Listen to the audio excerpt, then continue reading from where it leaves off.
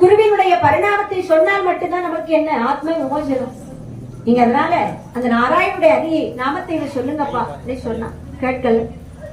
எங்கடா இருக்கிறான் எங்கும் இருக்கவரை எப்படி சொல்வேன், எல்லா இடத்துலயும் அவன் தான் இருக்கிறான். தூணை காட்டி கேட்டான், அந்த தூணில இருக்கிறானா? ஆமா, தூண் மட்டும் இல்ல, அதுல இருக்கக்கூடிய ஒவ்வொரு துகளிலும் என்ன அறி இருக்கிறான்னு சொன்னான். உடனே அங்க தூணை வெட்ட சிங்க முகம் கொண்டு வந்து உன் நெஞ்சை பிளந்து கொன்றேன். யார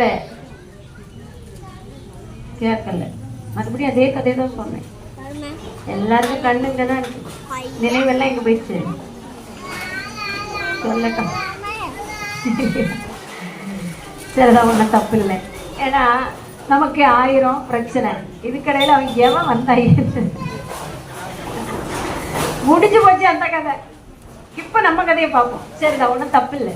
அந்த கலியுகத்தை பற்றி கண்டிப்பாக என்ன செஞ்சுருக்கணும், தெரிஞ்சிருக்கோம். ஏன்னா நம்ம அது தெரியாமதான் தவறான பல ரூட்ல எங்கேயாவது கிடைக்காதா, எங்கேயாவது நிம்மதி கிடைக்காதா, எவனாவது ஆறுதுன்னு சொல்ல மாட்டாரா, யாராவது நம்ம வீட்டுக்கான ஒரு நல்ல கதையை சொல்ல மாட்டாங்களா, ஓடிட்டே இருக்கணும். இதுக்கு முன்னெல்லாம் முடிஞ்சு போன கதை, இப்ப சொல்றது எல்லாமே முடிந்து போன வரலாறு தான். இரணியனாக வருகின்ற போது அவனை நெஞ்சு பிழைந்து கொண்டு தீர்க்கிறான். அடுத்த பிறவி ராவணனாக வந்தான் 10 தலையோடு.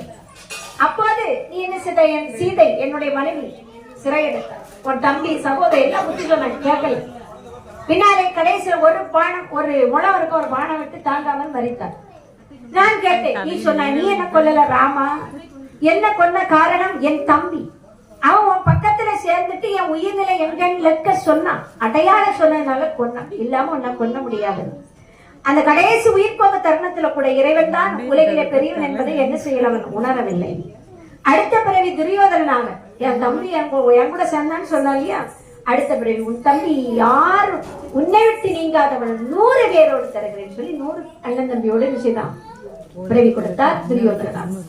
அப்போதாவது உணர்ந்தாயா, இல்ல உனக்கு மனதுல வந்தது வஞ்சனை, மண்ணாசை, அதுக்கு பெண்ணாசை வந்து இப்போ மண்ணாசை. 5 பேருக்கு ஒரு பங்கு, 100 பேருக்கு ஒரு பங்கு. ஒரு பிள்ளைக்கு ஒரு தகப்பனுக்கு 2 பிள்ளைன்னா அவன் எத்தனை பிள்ளை பெற்றிருக்கான்னு பார்க்க மாட்டான் இல்லையா. ஒரு பிள்ளையினுடைய ஒரு தகப்பனுடைய சொத்து அவனுடைய மகனுக்கு சரி பங்கு வாரிசு இல்லையா. ஆனா நீ 8 சட்டம் மீறி மண்ணாசை கொண்டு கடைசியில விழுந்தார். அப்போது மறைத்தேன், நீ சொன்னாய் நீ என்ன கொல்லல, பீமன் தான் கொண்டார்.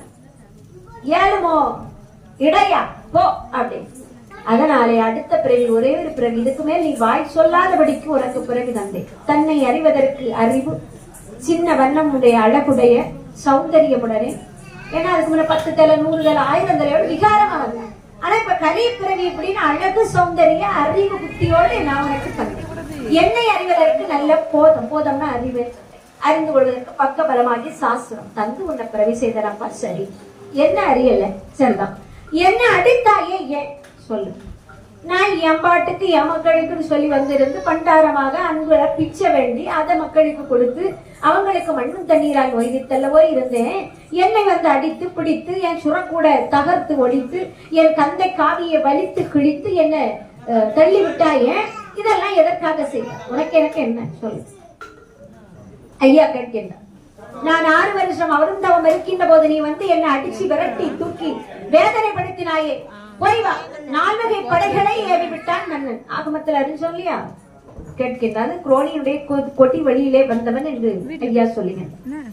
அப்போது என்னை அடித்து கொல்ல வேண்டும் என்று சொல்லி வதை செய்ய வேண்டும் என்று சொல்லி பல உபாயங்களை எல்லாம் வகுத்து ஏவலாளிகளை எல்லாம் விட்டு ஆயுதங்களை எல்லாம் விட்டு படைகளை அனுப்பினாயே, அந்த படை ஏதாவது இருக்கிறதா? இது கலியுகத்தில் நடந்த சம்பவத்தை சொல்ற, இது கண்டிப்பா நமக்கு தெரிஞ்சிருக்கும். இது கலியுகம் மட்டுமல்ல, ஒவ்வொரு இடத்துலயும் என்னதான் சொல்ற. அதாவது நாம வச்சிருக்க பொருளோ பொண்ணோ மனமோ